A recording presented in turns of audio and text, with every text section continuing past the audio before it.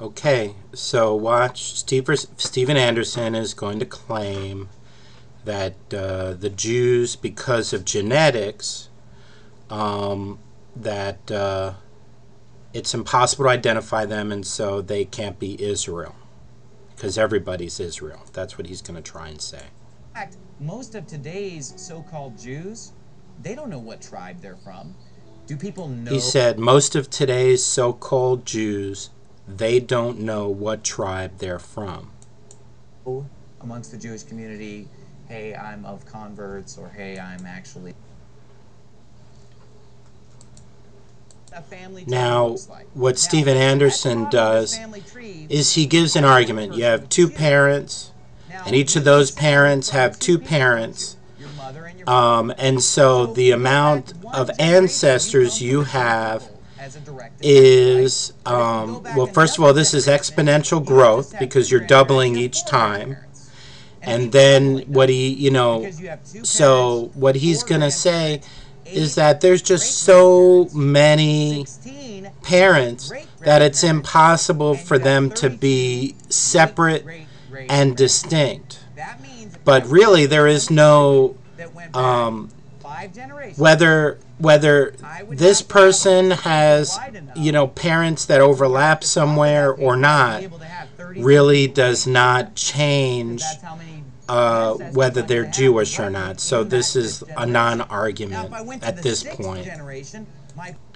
So Steven Anderson did his test, and so that explains why it was in my deep ancestry, he because it's her number one. does a DNA test and sees that it's all these different countries, and he said nobody's so his argument is that nobody's a Jew. Alright, now I'm going to show you that the Jews were never pure Jews.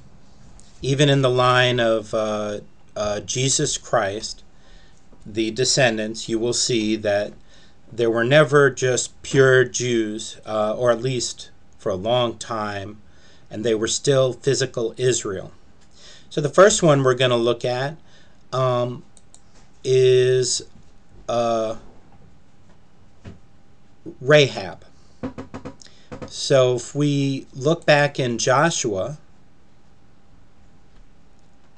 2:1 through 3, and Joshua the son of Nun sent out of Shittim 2 men to spy secretly, saying, Go view the land, even Jericho.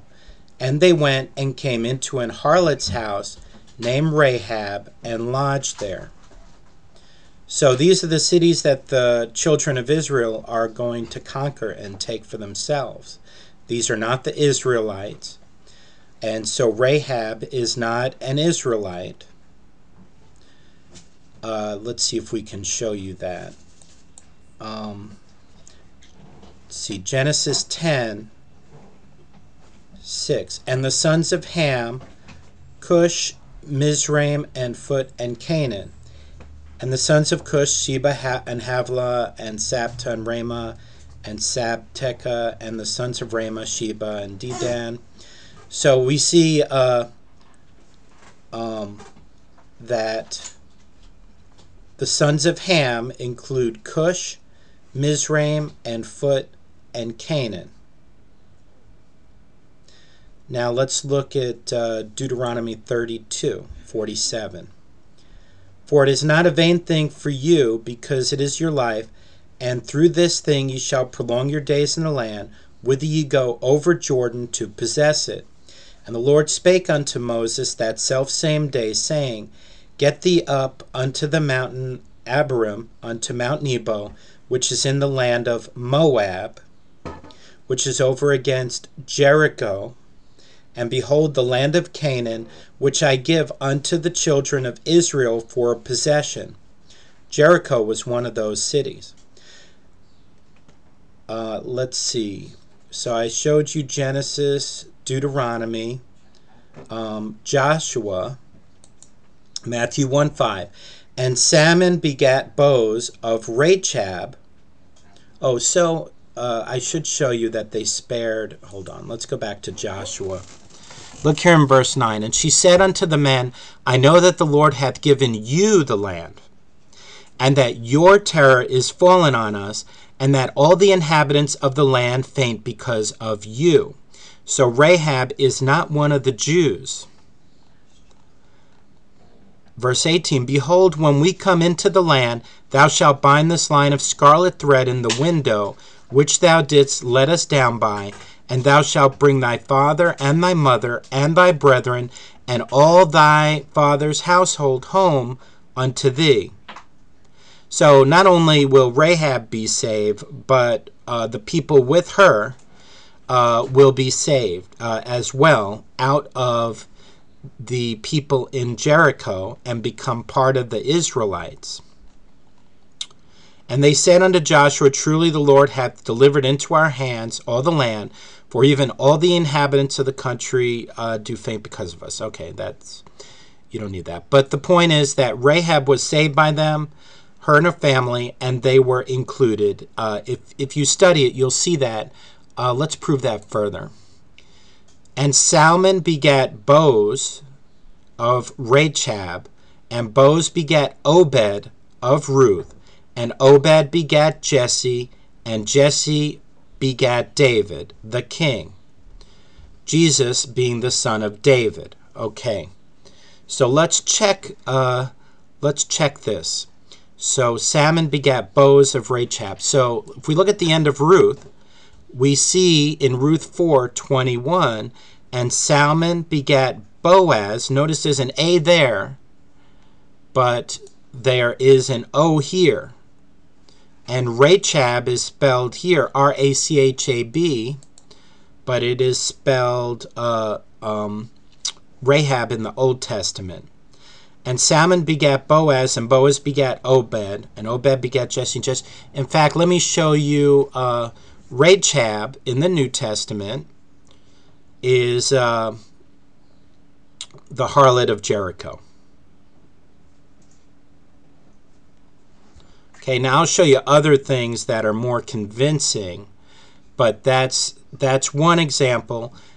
Rahab is not a Jew, but her DNA will indicate that there is non-Jewish DNA, yet Rahab and her family were included with the Jews and is in the lineage of Jesus. But let's show you others.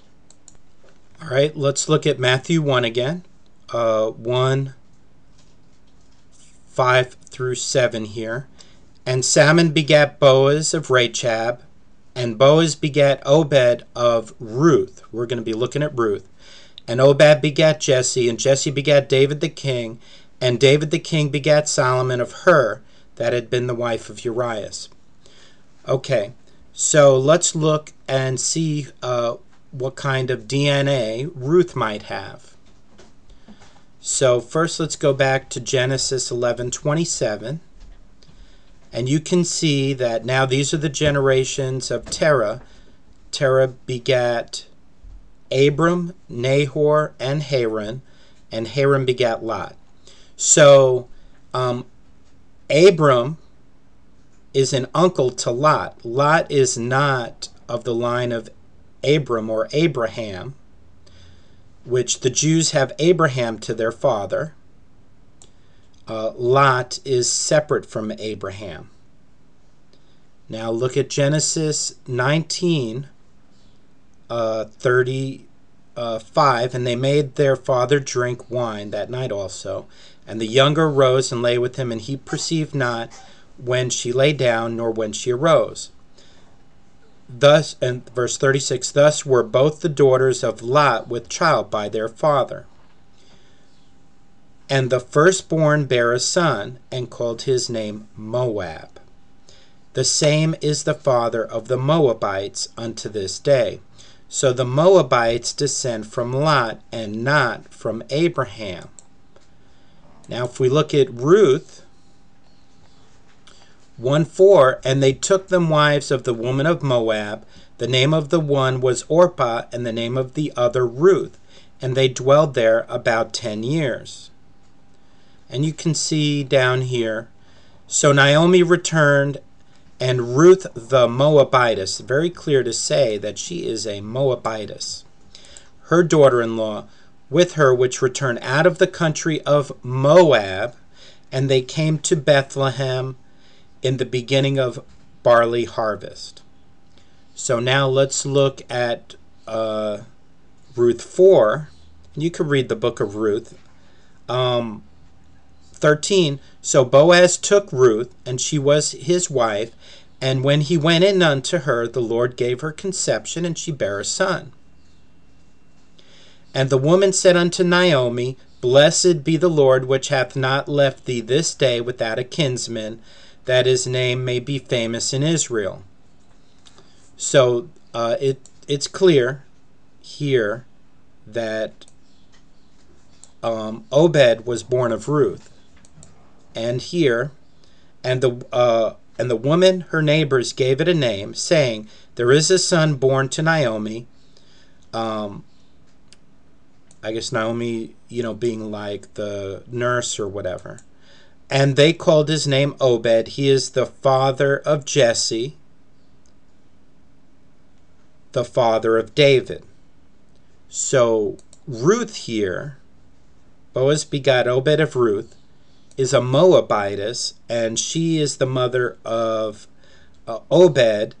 Obed begat Jesse, and Jesse begat David, who you'll see there's a lot of books about David. So David is the son of, or great grandson of a Moabitess. So he has blood from Abraham in his DNA and from Lot. And there's no telling who the Moabites intermingled with and mixed with, so that a famous Israelite like David, a Jew, who was recognized as an Israelite, did not have pure Jewish DNA. And we know from Matthew that Jesus Christ is called the Son of David. Therefore, Jesus Christ has DNA that is not just a son of Abraham, but it is Moabite blood as well. And if you go to Esther 8:17, it says, And in every province and in every city, whithersoever the king's commandment and his decree came, the Jews had joy and gladness, a feast and a good day, and many of the people of the land became Jews, for the fear of the Jews fell upon them. So we see that the Jews had people intermingling with them. And that's all through the Bible. We will find that in different places, how they went and they had got proselytes and such. So now what's the point of this? That it's by paternal, your father, if you look, genealogies are not done by DNA. Genealogies are done using who is whose father or mother. So it is not, God knows whose people's parents are and whose people's parents are not. And the Jews even today generally take wives from other Jews. So, Stephen Anderson's argument with this DNA is unbiblical, because they were called Jews coming into the Old Testament. And if they were called, here, hold on a second. Okay, bottom line, if they were called Jews and they already had mixed blood in the Old Testament, then the Bible never used DNA, pure DNA. And in fact, the Bible doesn't say anything about DNA. It uses genealogies. It uses who is the son of the parents. And you'll find in Zechariah, God says he'll gather them from the four winds. So, God knows who the Jews are. And it says he'll gather them anyway. So this genetic argument that Steven Anderson is giving with modern science and oppositions of science falsely so called is a false, unbiblical argument and really does not belong in his whole line of reasoning there. It is just false reasoning. Okay? So thank you for listening, and thank you for taking the time to watch this video.